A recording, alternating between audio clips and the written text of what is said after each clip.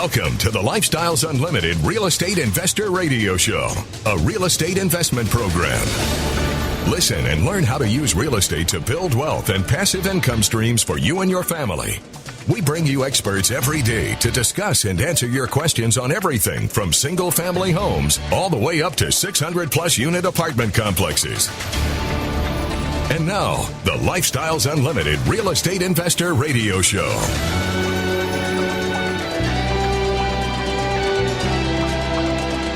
Welcome to the show.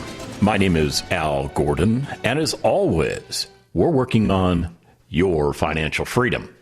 On today's show, we're going to get into the nitty-gritty of teamwork. Teamwork is, in Al's opinion, as well as probably everybody else who's a member of Lifestyles Unlimited's opinion, teamwork is one of those essential tools that you must have in your arsenal. I mean, you have to be able to create, assemble teams, modify the teams as necessary. You need to motivate the teams. You need to make sure the teams are understanding your requirements and they are going forth to achieve the results that you're trying to achieve. Real estate investing is a team sport. It is by far a team sport. And here's why. There's two paths you can go by when it comes to real estate investing. You could go down one path, which is, hey man, I'm going to do everything on my own. I got all the skill sets. I know how to do accounting. I can do bookkeeping. I know how to do framing and drywall. I know how to do plumbing. I know how to repair roofs. Okay, and that's cool because we actually have members that know all that stuff. Yeah, they get to that point where they know all that stuff, but they don't go out there and do all that work themselves. No, what they do is they tend to act as the general contractor, bringing in the trades that they need based on the work that needs to be performed on a property. And it's no different once you get that property renovated and put back into service, because you still need to have your team available just in case anything goes wrong. Oh, and by the way, if you're into this real estate investing game, you want to keep going until you repurpose all of your capital. Yeah, because where your money's at right now, maybe it's not doing for you what it could be doing in real estate. Let me give you a little example. My buddy Bruce has been working on redeploying a ton of capital. Yeah. Now, Bruce, I've known for about a year, and we met outside of Lifestyles Unlimited. And as we got to know each other and started becoming friends, he started asking me, well, what is it you do? And I said, well, Bruce, it's pretty simple. I'm educated. I know what I'm doing. And I buy real estate. I renovate it. I put great people into those properties once it's all renovated, and then I operate it. It's really just a team sport. Now, Bruce, being the smart guy that Bruce is, because Bruce is actually a very smart dude, trust me, he's also an Air Force veteran. So he also understands the importance of a team. Here's the thing. The other path you can go down is the path where you build a team around you and you execute your investment strategy, and then you plug your team in as necessary to get everything done that needs to be accomplished. And that's what Bruce is doing right now. He has become a member of Lifestyles Unlimited. I think he joined maybe 4 or 5 months ago. He decided that he wants to invest in single-family properties and also in multifamily properties. He actually has a kind of a dual-prong approach. The single-family approach is designed to get his wife to a place of retirement as fast as they can.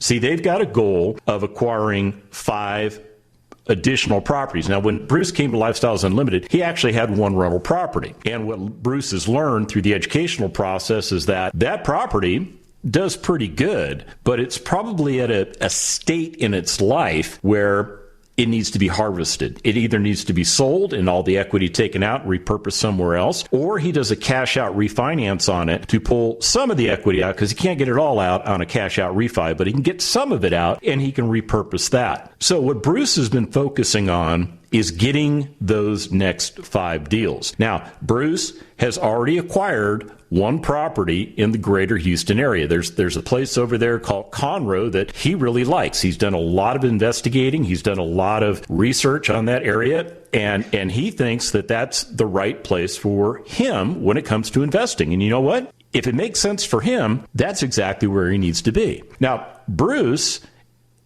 he's not resting on his laurels. Now, I think that property closes like in a couple of days, and he's ready for that because he's got his team in Houston taking care of everything that needs to happen. But right now, he's on the hunt for a different property, and he's looking for one in the greater San Antonio area. But he also spotted another one in the greater Houston area. So he's actually looking at 2 different properties right now that he may put into his portfolio that makes sense for him financially.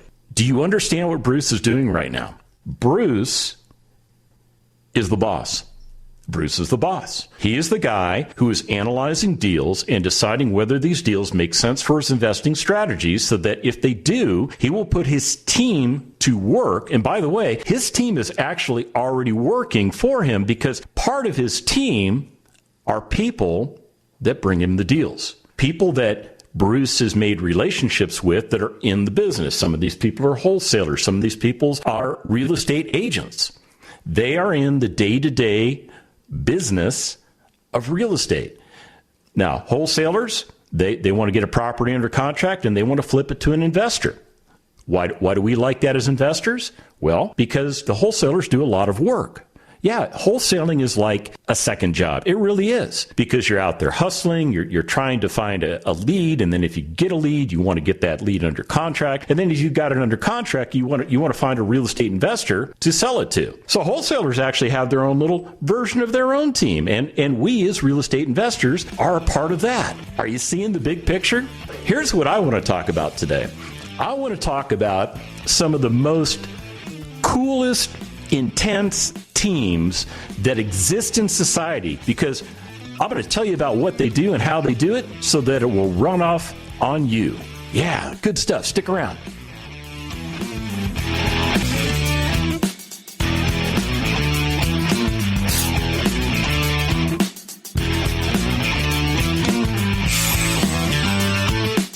Warning. Listening to the Lifestyles Unlimited Real Estate Investor Radio Show will change your life. We will teach you how to create wealth and passive income so you can be financially free. And now, back to your host. Welcome back to the show. Now, I know you've heard it said that there is no I in team. And technically there isn't, because the team is spelled T-E-A-M, and the letter I doesn't fit in there. Now, smart people have shown me that if you actually block out all of the letters of team and you look at the A, the central part of the A and the lower part below the crossbar, that could be an I. I mean, at least people have argued that. But here's my take on it. If you're an individual, if you do everything by yourself, if you believe that nobody else can provide you any type of support or service or anything that you might need to accomplish whatever your goals are, you're going to have a hard time in life. You will have a very hard time in life, because our society, whether you like it or not, is based off of helping other people. Now, instead of fighting that, instead of just saying, I don't want to be that way, I don't want to help other people, I don't want to do that stuff, we have a different approach at Lifestyles Unlimited. Yeah, we think that everything that we do needs to help other people. And the more people that we help will actually be reflected upon us. Yeah, because helping other people provides something called goodwill. And goodwill goes a very, very long way. So don't think you need to do this real estate thing by yourself. As a matter of fact, when you become a member of Lifestyles Unlimited, we're going to teach you all about the team concept. Now, some people that come to Lifestyles Unlimited, kind of like me and Bruce, we come out of a military background. So whether we wanted to or not, when we joined the military, the first thing that they did was they taught us the importance of a team. As a matter of fact, you don't do anything in the military by yourself. You don't. If you find yourself in a situation where you're by yourself, it was either designed and people know exactly where you are, or everything has gone terribly, terribly wrong and you are now isolated. I think the best example that comes to my mind is Marcus Luttrell, a Navy SEAL that in Afghanistan was almost mortally wounded. This guy fought a intense battle with his fellow SEALs dying around him, and it culminated with him literally crawling 3 miles to where he found human beings who just happened to be Afghanis, and he was pretty torn up. But those Afghanis were on our side. They took him, they hid him, and they got him to safety. See, Marcus relied upon a team that he didn't even know was out there. A team of nationals that believed in what we were doing for their country, who felt the need to help a fellow human being who was suffering. Yeah. Teamwork, I'm telling you guys, teamwork is so very, very important to your success. I don't care what you do. I really don't. I don't care what you do. You need to have a team supporting you. Now, you could say things like, well, I'm an artist. I need just my mind and my expression, and I need a little nature, and then I can paint. Okay. Well, you also have a team that supports you in that effort. Because somebody is providing food for you, somebody's providing shelter for you, and you're thinking, oh, I do all that on my own. Oh, okay. Well, maybe somebody's providing you art supplies, somebody's providing you canvas, and there are people out there in the day-to-day work of life in America providing you materials so that you don't have to go scavenge for those things. And I think we kind of lose sight of that, don't we? I told you that I was going to tell you about some of the coolest teams that I've experienced in my military career. Now, I'm going to be upfront, and I'm going to tell you that my 27 years in the military, I never once was assigned to a very particular type of unit. We call them special operations. I was never assigned to a special operations unit. But in my 27 years in the Army, I have trained with special operators. I have been trained by special operators. I have trained special operators, and it's necessary. It's very important because everything that we do is team focused. Now, you might think, well, those special operations guys, those are all cool. You just turn on, the SEAL Team TV show and you see David Boreanaz, he's in there. He's pissing off the officers and he's just doing everything and he's the best of the best. Yeah, he is. And that's a TV show. It's a TV show. Yeah, they make them look as cool as they can, but I will tell you this. The majority of special operations type of missions, unless you're actually on the mission, you're spending a lot of time preparing, getting ready. I will tell you this. Funniest special operator story that comes to my mind right now, and I'm just going to share it with you. So I'm up in northern Afghanistan, a place called Mazar-i-Sharif, and there's a multinational joint base up there, and I think there were like 40 countries that had a presence on that base, so it was definitely a multinational culture. Anyhow, I had gone up there with my team because I actually had a team with me that were assisting me because one of my subordinate units was up there, and I was checking on them to make sure they had everything they needed. I wanted to see the lay of the land, and to be honest with you, I had a high-speed captain up there, but he was getting some pushback from a major. All right. Well, I just happened to be a lieutenant colonel, so you know what? I'm going to go find out what's going on because that captain is on my team. That major is creating problems for my teammate, and therefore I outrank the guy causing problems. So what am I going to do? That was part of the reason for going up there. But here's the funniest thing that I saw. So after being there and I had a conversation with the major, and I just very, very nicely said, look, dude, I understand your lane, but you cannot get into my lane. That captain works for me. I work for that colonel works for that 2-star, and that 2-star works for that 4-star. So unless your food chain is better than mine, and it's not because we all work for the same people, stay in your lane, buddy. Stay in your lane. And you know what? He realized he was wrong. And he was cool with it. All right. So the funniest thing that I saw, we're getting ready to fly out of Mazar-i Sharif, and we're at the airhead, and we're waiting on our plane to come in. And there's this pile of gear, just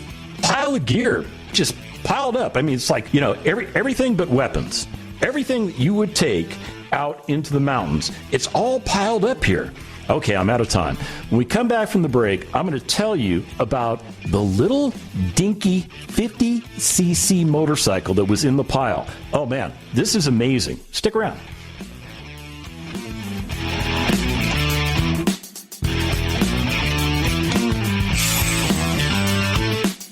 Welcome back to the Lifestyles Unlimited Real Estate Investor Radio Show. It's time to turn up the volume and fine-tune your passive income plan so you can create the lifestyle you've always wanted. Welcome back to the show. All right, so we're talking about teams. We're talking about building a team. And the best way I can explain to you what a solid, competent team looks like is to jump back into my past, into my military past, because that's what we do in the military. Now, believe it or not, teams are formed in every type of unit in the military. It doesn't matter if you're Army, Air Force, Navy, Marine Corps, Space Force, Coast Guard. It does not matter. You are taught teamwork from the day you get off the bus, and you practice teamwork until you separate from the military. That's how it rolls. That's exactly how it rolls. You have to rely on other people at all times, and other people have to rely on you. Now, when we get into that special operations command environment, really, it's the same teamwork. It is. It's the same teamwork. The teamwork stuff doesn't change. It doesn't all of a sudden intensify because you're a special operator. But what I've noticed is that all of the special operators, they have a motto or a creed that they follow. And those creeds, they talk about teams. In the motto, in the creed that these special operations warriors embrace, teams are a relevant component. That's how important they are. Check this out. Navy SEALs. Okay, everybody thinks the Navy SEALs are cool, and you know what? They are pretty cool. I actually know a couple of Navy SEALs, and you know what? They're actually just real down-to-earth people.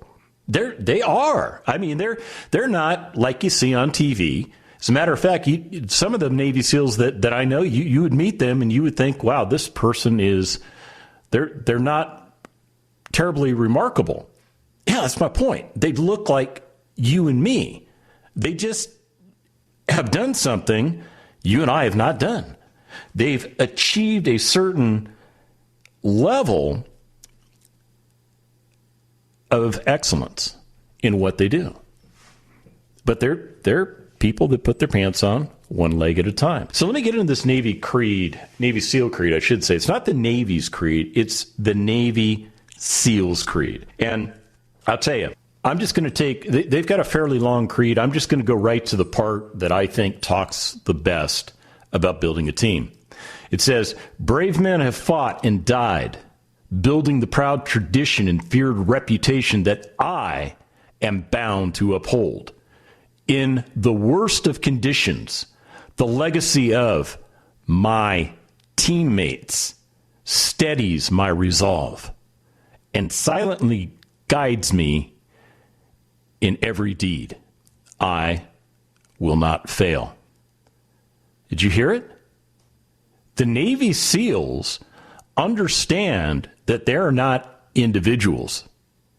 They operate as part of a team. And that team, well, it's well honed. It is well honed.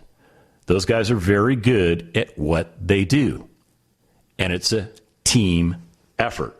Now, of course, the Army's got a bunch of special operators, too. And, you know, some of them are called Green Berets. Some of them are called Army Rangers. Some of them are, well, there's actually a lot of them. So I'm going to pick the ones that you're familiar with, and we're going to talk a little bit about this team concept. So Army Special Forces, okay, these are the Green Berets. These guys, sometimes Green Berets can go into something alone. Sometimes they can't, but they're usually as a part of a team.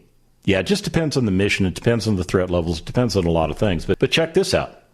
I am an American Special Forces soldier. I will do all that my nation requires of me. I am a volunteer, knowing well the hazards of my profession.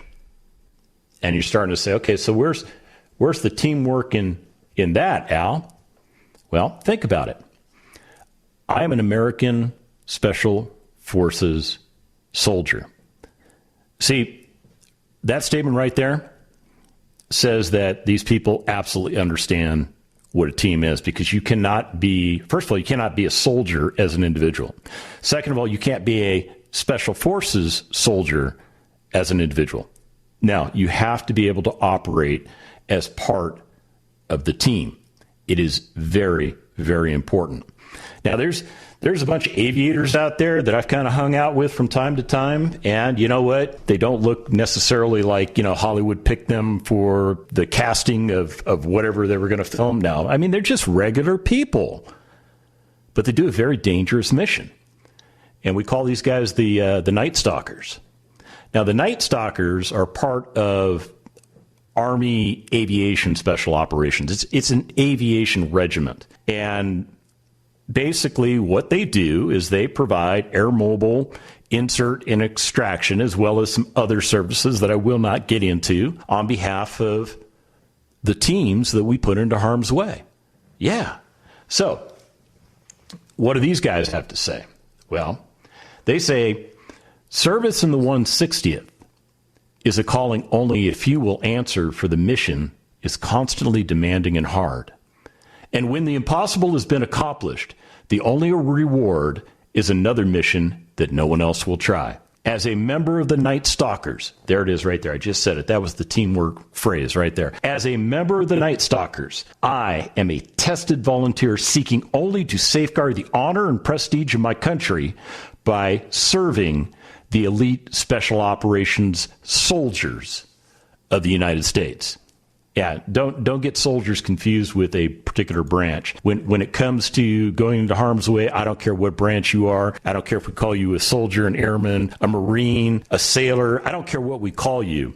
You are part of the team. Now, there's a bunch of Army dudes out there. I know a lot of these guys, too, because I've actually been trained by these guys. I've actually trained some of these guys. I've actually had some of these guys on my team, and I'm talking about the Army Rangers.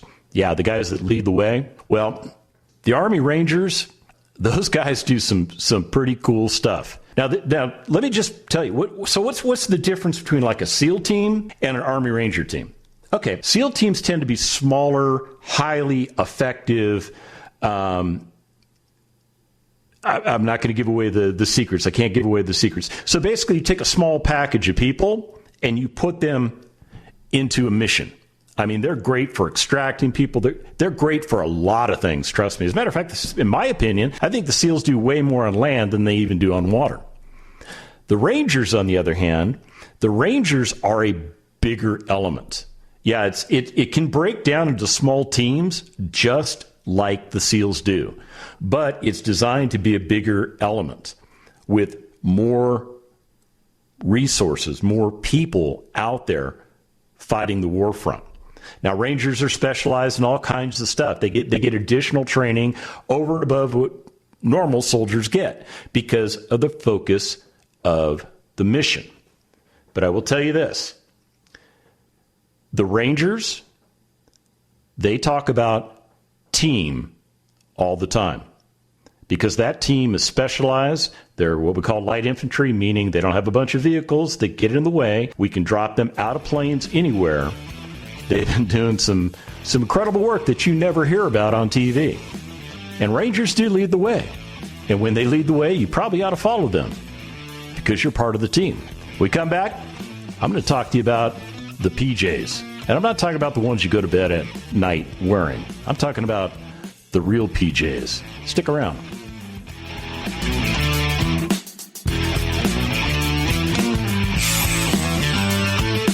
We're back with the Lifestyles Unlimited Real Estate Investor Radio Show. We're here to answer your questions and help you become financially free. Welcome back to the show. All right, so we're talking about teams today, and I'm just kind of going back into my past and pulling stuff out of my past that helps me to reinforce the point I'm making. And the point I'm making is this. You need to develop a team to assist you with your real estate investing career. Yeah. I mean, that is part of the secret to success, although there really are no secrets out there, and clearly that's not a secret if I just told it to you, right? Yeah. Time management. Time management is one of those things that can really become a problem for you, especially if most of your time is dedicated to working for your employer. Now, I will tell you this. At a certain point, you're going to have to make a decision regarding which path you're going to follow. You're either going to keep doing what you've been doing for all of these years and hope that you get to a result that will provide you income streams in the future, whether that's saving up a big pile of cash and living off of it and watching it deplete, or it's buying assets that will provide income streams for you so that you never have to worry about building up a big pile of cash. And when you do build up a big pile of cash, you take that pile of cash and you go buy more assets that are providing income streams for you. That's the way it works. That is completely the way it works. Now, if you've got a lot on your plate, I get it. I've been there. I've done that. You're going to need to take a little time to educate yourself. Yeah, you can't get into this real estate business willy-nilly. You need to identify a solid educational source like Lifestyles Unlimited. Take advantage of the education, learn everything, get yourself a mentor. The mentor is there because the mentor has done the things that you're trying to do, and they can tell you things that are going to keep you out of trouble. Yeah. And they'll have an understanding of what your financial goals are. So when you decide that you want to buy one type of property and it doesn't seem to be doing for you what you laid out in your plan, the mentor is going to go, why are you buying that? What does that do for you? And that gives you an opportunity to have somebody to bounce ideas off of, solutions off of. You know, and there's nothing wrong with it. It's really a good thing. Now, you also have to have vendors. You have to have people that are going to do the work. Now, some of you think, well, that's cool, man. I got time. I can do all the work myself. Okay, I get that. But here's the thing.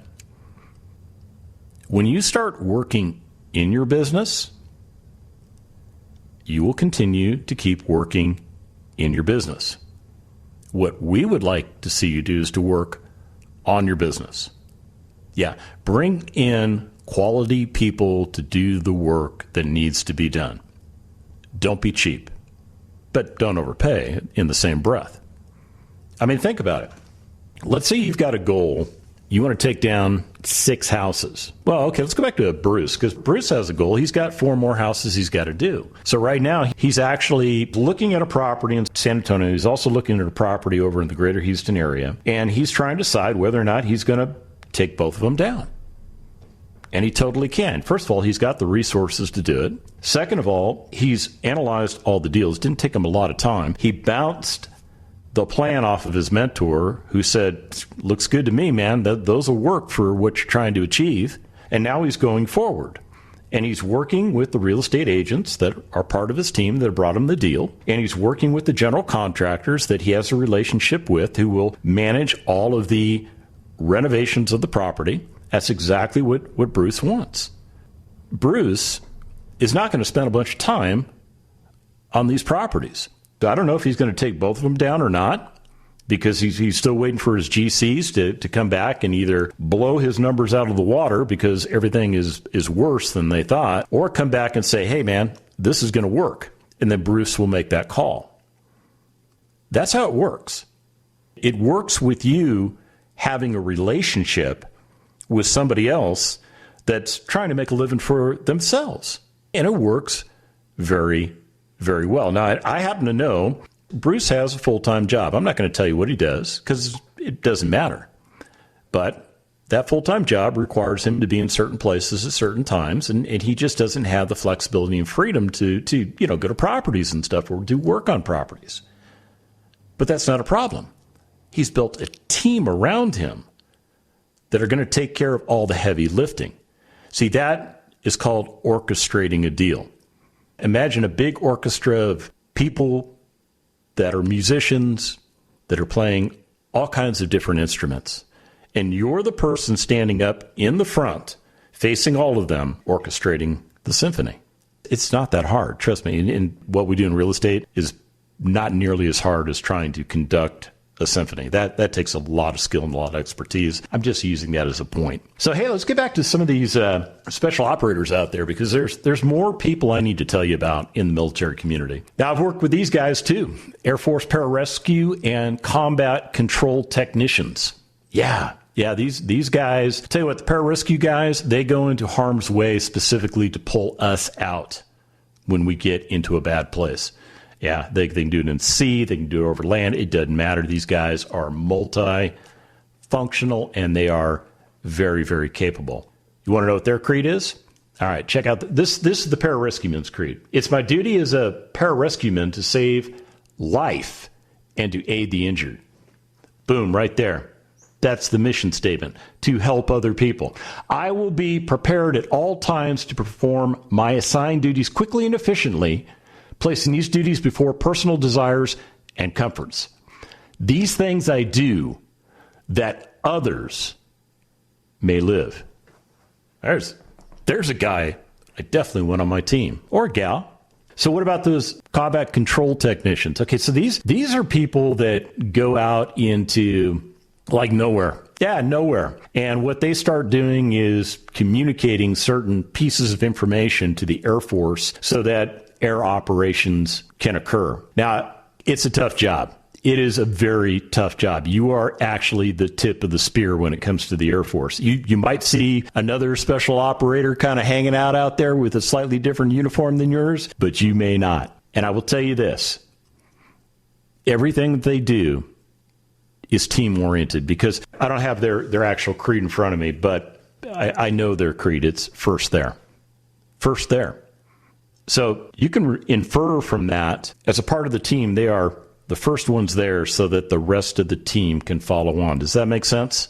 Yeah, these guys and gals are very vital. Now, let's talk about the Marine Corps, another group of Marines that I have actually trained with. The MARSOCs. Yeah, the MARSOC Raiders. Yeah, these guys and gals are pretty tough, very tough. Let me just tell you what their Raider creed is. The Raider will be my goal. I will never quit. I will never surrender. I will never fail. I will adapt to the situation. I will gain and maintain the initiative. I will always go a little farther. Now, here it is. You ready for it? And carry more than my share. That right there, the teamwork is just built into their creed. It's the concept where I'm going to do my part and I'm going to do a little bit more so that maybe I take a little burden off of you because we're teammates. Teammates. Now, there's a group of the Navy that probably you've never heard of. We call them the Brown Water Navy. And these are the guys that run all the special boat units. I mean, in Vietnam, these guys were everywhere, absolutely everywhere. And let me just read you their creed because I'm running out of time. In our nation's time of need, an elite brotherhood of sailors. Brotherhood. You hear that? Brotherhood. We could say sisterhood too, if that makes you feel better. I don't care about the genderification. I just care about the fact that the concept is uniting sailors. So an elite brotherhood of sailors stands ready off distant shores and on shallow rivers, defending freedom. They serve with honor and distinction. I am proud to be one of these sailors. Yeah, absolutely cool stuff. So the military gets it. Teamwork.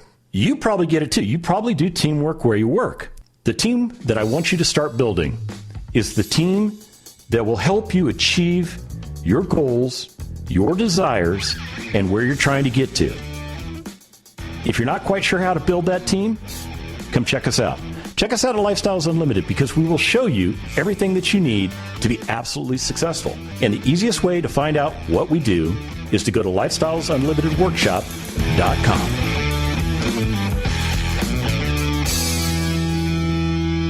The Lifestyles Unlimited Real Estate Investor Radio Show is for entertainment purposes only. Please consult a professional regarding your personal investment needs. Nothing presented on the Lifestyles Unlimited Real Estate Investor Radio Show constitutes an endorsement, recommendation, offer, or solicitation to buy or sell any product or security.